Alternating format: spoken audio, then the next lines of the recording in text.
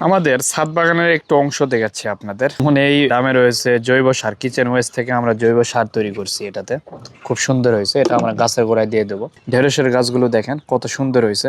এখানে একটি মরিচ গাছ অনেক ঝোপালো হয়েছে, দেখবেন প্রচুর মরিচ ধরছে। এগুলো যে ইয়ের গাছগুলো দেখতেছেন এই সাইডে, বেগুনের গাছ, এগুলো কিন্তু অনেক আগের, মোটামুটি 7-8 মাস আগের। তো এগুলো আবার ঝোপালো হয়ে গেছে, আবার বেগুন ধরতে শুরু করছে। এরপর এগুলো হচ্ছে একটু ইনডোর প্ল্যান্ট ছিল এখানে। এই যে দেখেন লেবুর গাছ, লেবুও ধরছে, সুন্দর হয়েছে। এরপর আমরা এবার যেগুলো লাগাইছি শাকসবজির মধ্যে, যেমন ঢেঁড়স, অন্যতম ঢেঁড়স লাগাইছি এখানে। পরে কচু শাক লাগানো হয়েছে। এই কচুগুলো হচ্ছে আমাদের ভিতরে যে অনেকে কচুর বই বলে বা কচুর মুখী বলে, তো এই জিনিসগুলো কিন্তু এটাতে হবে।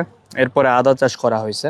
এই পাশে রয়েছে এই যে ঢেঁড়স রয়েছে, কচু রয়েছে, এই পাশেও রয়েছে সবেদা গাছ, অনেক সুন্দর হয়েছে। প্রতিটা ডালে ডালে এর হচ্ছে ফল চলে আসছে, প্রতিটা ডালে ডালে। বেড কিন্তু মাত্র ব্যাগ দেওয়া হয়েছে 7 গ্যালনের। তবে এখানে জিও কোকোপিট প্লাস দোআঁশ মাটিটা অনেক ভালো মতো দেওয়া রয়েছে, অনেক ঝুরঝুরে মাটি, এবং হচ্ছে আমাদের হচ্ছে জৈব সারগুলো করা হয়েছে। এই পাশেও বেগুন, এটা হচ্ছে লম্বা বেগুন। আগের যেটা দেখলেন ওটি হচ্ছে আপনার প্রয়োজনীয় ছাদ বাগানের পণ্য অথবা নদী ও পুকুরের পাড় ভাঙন রোধে geo textile geo bag order করতে আমাদের ওয়েবসাইট ভিজিট করুন। গোল বেগুন ছিল, এটি হচ্ছে যে লম্বা বেগুন। তো এইভাবে আপনারাও চেষ্টা করেন যে প্রাথমিকভাবে যদি একবার একটা ছাদ বাগান আপনারা করতে পারেন, তো দেখবেন যে আপনার আর সবজির যে চাহিদাটা এটা পূরণ হয়ে যাবে বিষমুক্ত ভাবে। এটা হচ্ছে আমের গাছ। এটি হচ্ছে আমাদের এই বছর আম ধরছিল, যেটা ভিডিওতে দেখাইছিলাম এর আগে। আম ধরার পরে আমরা পুডিং করে দিয়েছি যেন গাছটা অনেক ঝোপালো হয়, এতে করে পরবর্তীতে আরো সুন্দর বেশি আম ধরবে। এটি হচ্ছে কাঠবাদাম।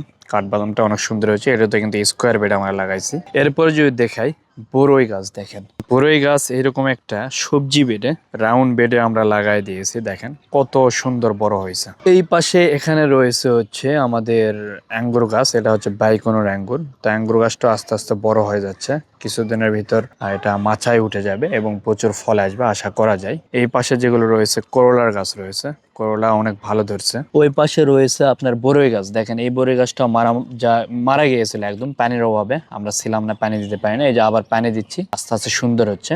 এইরকম ছিল বড়ই গাছটা, অনেক ঝোপালে। এখানেও কিছু ঢেঁড়সের গাছ রয়েছে। তো এখানে দেখেন পর্যাপ্ত আমরা পুঁই শাক পাই, পুঁই শাকের গাছও রয়েছে কিছু কিছু।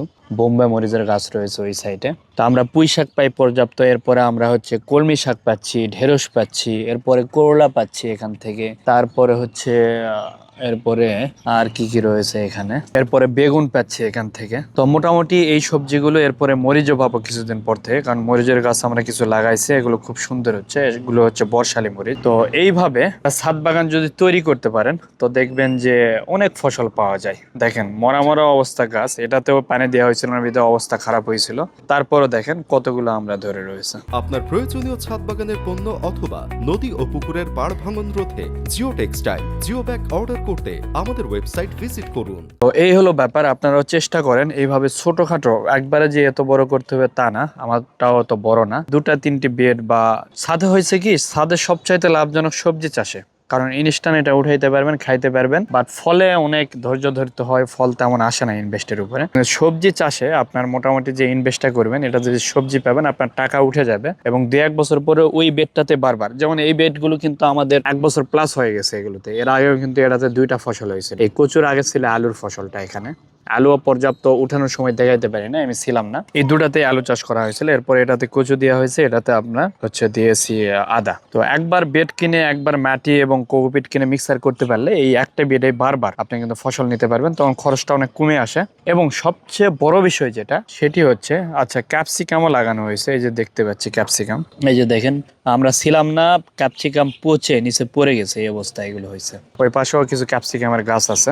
একবার ইনভেস্ট করলে তারপরে কিন্তু এখান থেকে যে সবজিটা পাবেন, এটা অন্তত পক্ষে আপনার বিষমুক্ত। বাজারে যেটা থাকে, আপনার যদি ওই সময় মনে করেন যে কীটনাশক প্রয়োগ করছে, হয়তো বা মনে করেন যে এটা 20 দিন 15 দিন পরে নিয়ে আসছে, ক্ষতি হবে না, আসলে তা না। গ্রাম থেকে যেগুলো ঢাকা শহরে বা অন্যান্য বড় বড় শহরে যে সবজিগুলো যায়, এটার মধ্যেও এক ধরনের পানির মাধ্যমে স্প্রে করে বিষ প্রয়োগ করা হয়, যেটা টাটকা রাখার জন্য। তো এটা আমরা যখন খাই তখন শরীরের জন্য খুবই ক্ষতিকারক।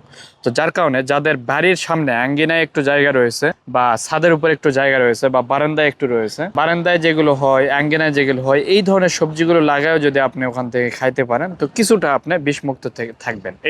এইটুকুই শুধু।